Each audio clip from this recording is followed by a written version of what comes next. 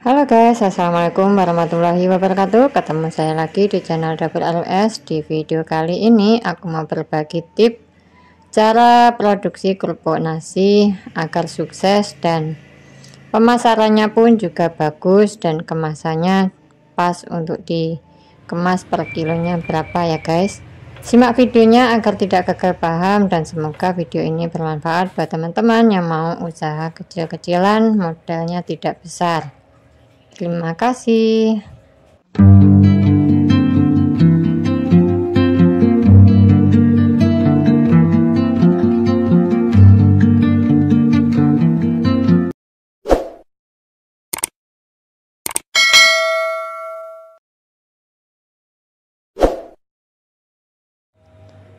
Di sini ya guys, ini nasi sisa, namanya nasi sisa. Itu bukan nasi orang kita yang sudah dimakan tapi tidak habis. Nah, ini namanya nasi sisa, itu nasi kemarin itu loh guys, atau nasi berkatan yang tidak dimakan.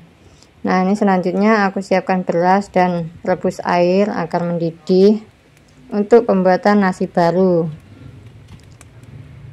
Dan di sini pula aku siapkan bumbu-bumbunya ya guys. Dan ini aku siapkan pula dandang atau kukusan untuk masak nasi. Nah, ini kalau sudah panas, ini kita buka. Kita proses pembuatan nasi baru dulu.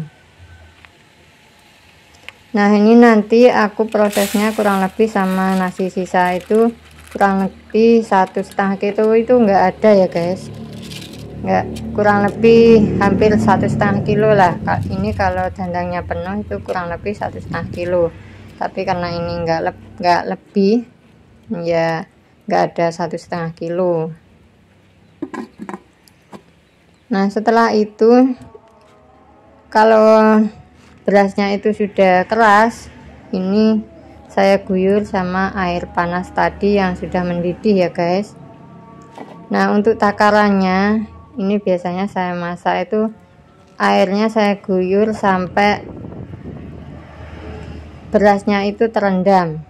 Jadi sampai berasnya terendam. Kalau berapa jebor itu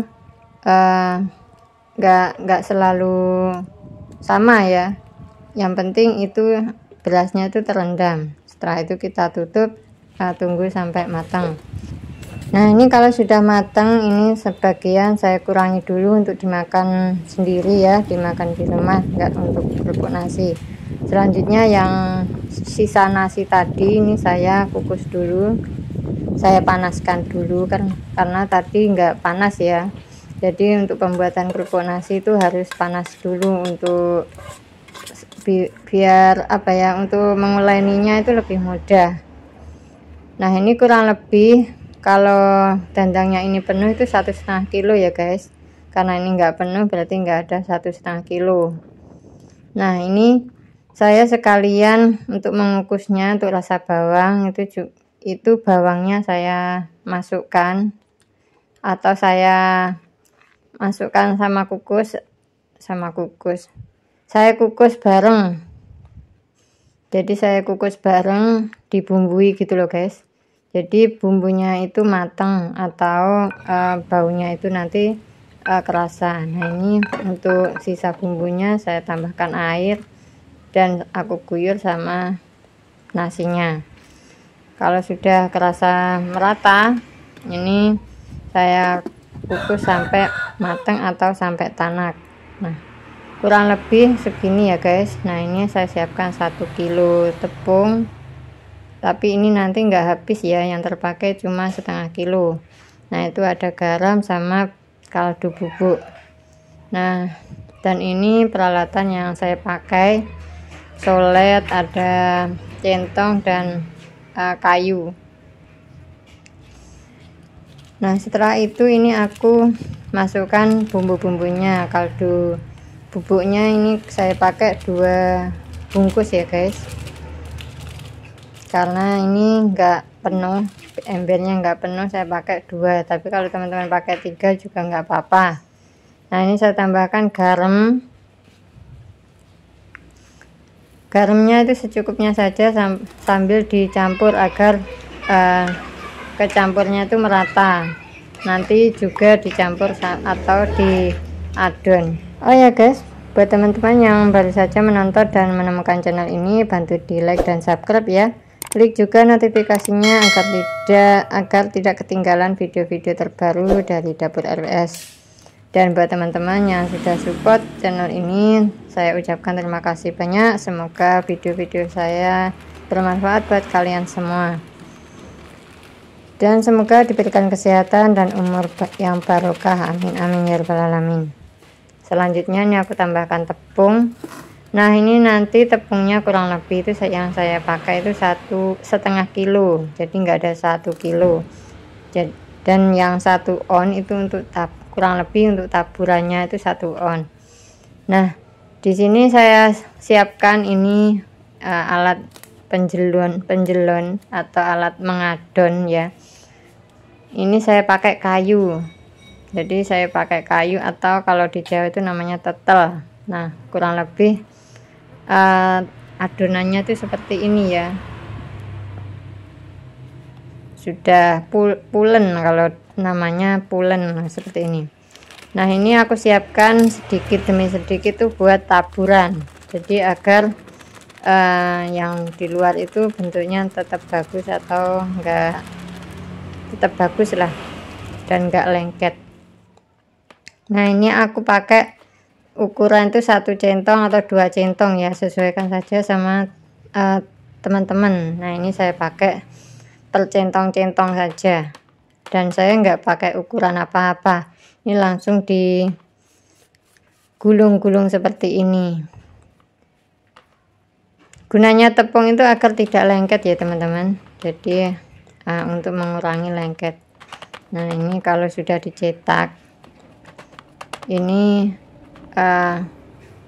hasilnya kurang lebih seperti ini. Dan untuk proses penggulungan ini di sampingnya itu saya panaskan kukusan ya, panaskan air. Nah kalau airnya sudah mendidih, ini kita siap untuk merebusnya. Jadi ngerebusnya itu pakai air mendidih, jadi enggak air adem langsung dimasukkan tuh enggak.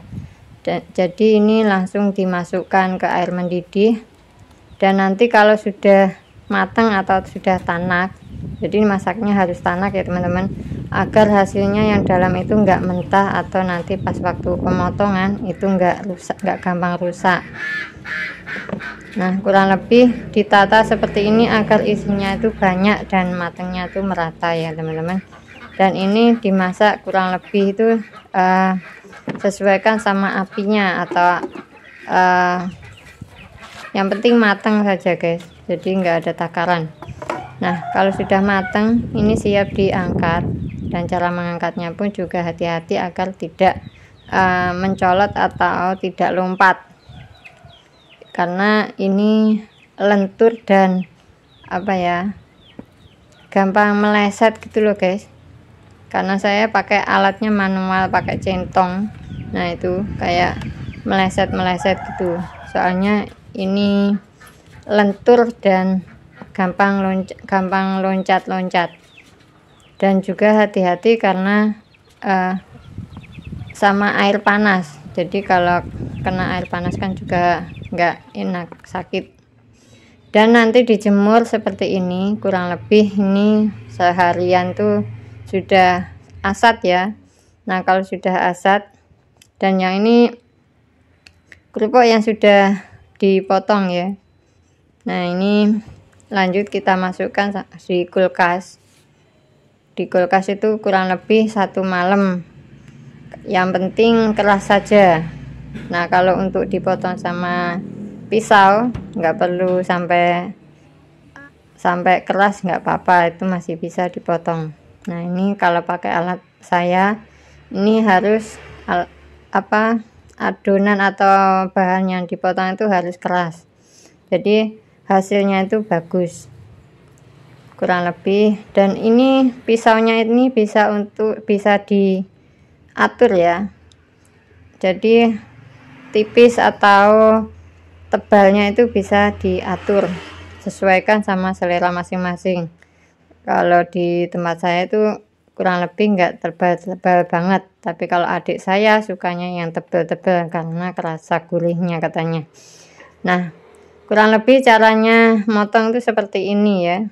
Ini jauh lebih efisien dan mudah sekali, dan prosesnya cepat. Dan ini saya bikin kerupuk ini buat sampingan ya teman-teman, jadi nggak fokus untuk kerupuk saja, itu enggak. Jadi saya pakai resep ini tuh santai banget. Selanjutnya ini dikeringkan. Nah, ini saya keringkan, kalau panasnya cukup ini kurang lebih 2 harian itu sudah kering. Nah, kalau sudah kering hasilnya seperti ini. Nah, ini teman-teman bisa sesuaikan sama tebal tipisnya ya. Nah, selanjutnya ini untuk kemasan saya pakai, kalau sekilo isi 3 bungkus ini saya pakai ukuran 18 kali 30, dan untuk setengah kiloan saya pakai ukuran kemasan plastiknya 18 kali 35. Dan untuk mereknya ini saya pakai print ya, saya minta bantuan tukang banner untuk ngeprintkan. Lanjut kita tinggal fotokopi saja. Dan harganya pun juga murah, 4 lembar atau 5 lembar itu 5.000. Dan ini untuk hasilnya yang tadi 1 kilo lebih ya, jadinya kurang lebih 16 on ya, 1 kilo 6 on. Nah, ini untuk hasil dari rasa bawang dan rasa terasi yang sebelumnya sudah saya packing atau pernah saya share. Alhamdulillah lumayan hasilnya. Dan untuk pemasaran teman-teman itu bisa pakai media sosial Facebook, TikTok atau udah cukup sampai di sini. Semoga bermanfaat dan terima kasih banyak buat semuanya. Wassalamualaikum warahmatullahi wabarakatuh. Bye bye.